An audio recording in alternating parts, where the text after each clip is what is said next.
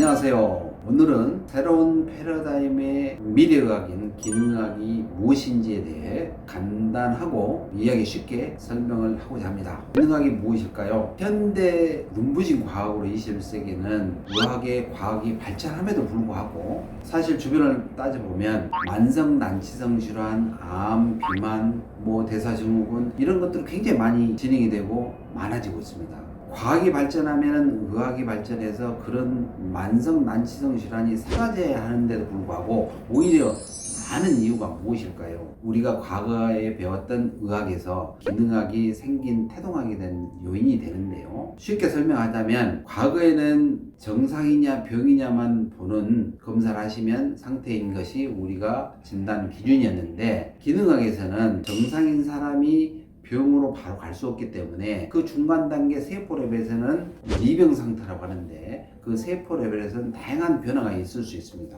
그 변화가 해결되지 못했을 때 질병으로 되고 다시 회복이 되면 정상이 되는데요. 그 중간 단계를 우리가 미병, 알로스타시스라고 이야기를 합니다. 그러면 이 기능학이라는 것은 이 미병 상태 플러스 병증 상태를 같이 봐서 진단하고 치료하기 때문에 예견 예측도 가능하고 예방도 가능하고 치료도 가능할 수 있는 미래의학인 것입니다.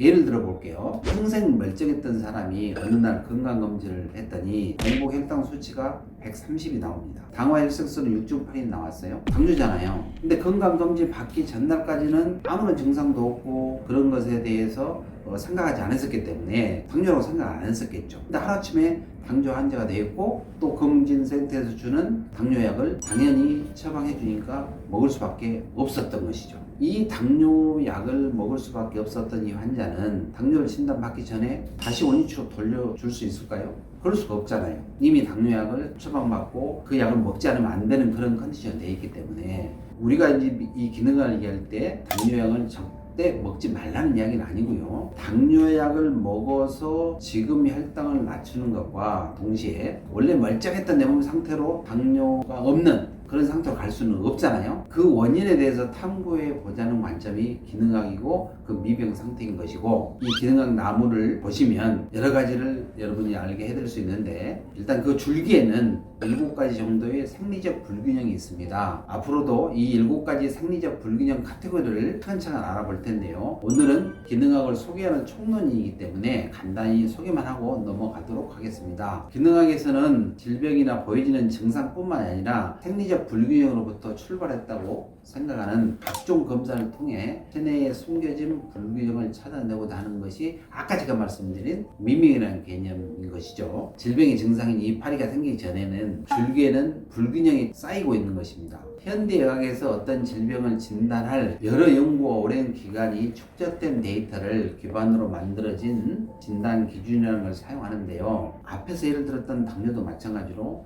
혈당 126, 식후 혈당이 200 이상이거나 당화 혈색소가 6.5 이상이면 당뇨라고 진단하게 됩니다. 그런데 당화 혈색소가 5.5였던 사람이 갑자기 6.5가 될 수는 없잖아요. 분명히 이 사람은 아주 오랜 기간 동안 서서히 인슐린 저항성이 증가되어 있었기 때문에 그런 증상이 나올 수 있는 건데 다만 진단 기준에 포함하지 않았기 때문에 우리가 알 수 없었던 것이죠.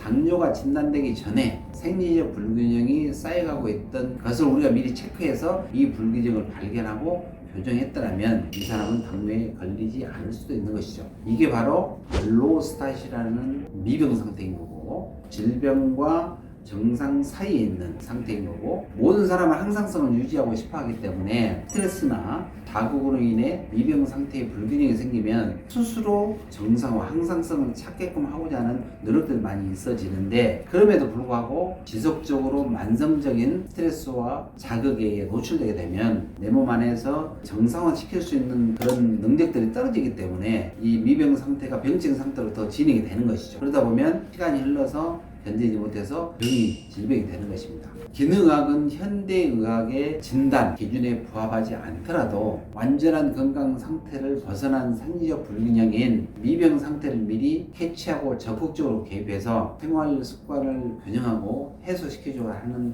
포인트인 것인데, 다시 한번 기능학 나무를 보면 불균형 위반한 뿌리 원인은 바로 이런 것들입니다. 건강하기 위해서는 아주 심플합니다. 우리가 밥을 왜 먹나요? 살기 위해서 먹는 거잖아요. 그래서 좋은 것을 먹고 마시고 좋은 미생물하고 공생하고 방사능이나 오염물질 같은 나쁜 물질을 피하고 운동도 열심히 하고 정신적으로 늘 해피한 긍정적인 생각을 가지고 사회적인 관계 속에도 풍요로워진다면 건강을 해칠 수가 없는 것이죠. 어떻게 보면 너무 뻔한 이야기 같지만 이 뻔한 이야기를 지키지 못해서 우리는 병에 걸리는 것입니다. 기능학에서는 이런 근본적인 것으로부터 출발을 해서 한 사람의 삶이 보다 더 균형 잡힌 상태로 회복이 될 수 있도록 스스로 그 상태를 유지할 수 있도록 도와주는 것이죠. 수많은 병원을 전전하는데도 불구하고 명쾌한 해답을 얻지 못하는 많은 사람들이 기능학에 관심을 갖고 오는 이유가 있습니다. 그 이유는 어떤 병인지, 나는 정말 몸이 아프고 불편하고 힘든데 병원에서 검사하면 아무 이상이 없다는 것이죠. 그랬을 때 어디를 가야 될지, 어떤 치료할지 몰라서 뭐 이렇게 여러 가지 보조식품이나 거 먹고 이런 식으로 하지만, 이 기능학에서는 그 미병 상태를 체크해서 진단하고 치료해 주기 때문에 어디 가야 될지 모르고 뭔지 모르는 것들을 원인을 찾아서 치료해주는 것이 이 기능학이기 때문에, 여러분들이 이 기능학 나무의 불균형 상태를 보고 이해를 하시고 그런 기능학 전문 병원들에 가서 치료 받으시면은 불편한 것들을 원인을 찾을 수 있는 그런 치료를 받을 수 있는 것이고, 기능학이라는 사실에 관심을 가지면 도움이 될 것 같고요. 짧은 기간 동안 기능학에 대한 것을 전체를 설명할 수 있지만 기본적인 개념에 대해서 여러분께 설명을 해드렸습니다. 앞으로는 기능학 나무의 불균형 카테고리들이 하나씩 있는데 그 검사를 통해서 차근차근 개념 정리를 해드리고 여러분에게 소개해드리는 시간을 가졌으면 좋을 것 같습니다. 도움이 되셨다면 다음 내용도 기대해 주시기 바라고, 오늘도 화이팅 하시고 늘 행복하시길 바랍니다. 감사합니다.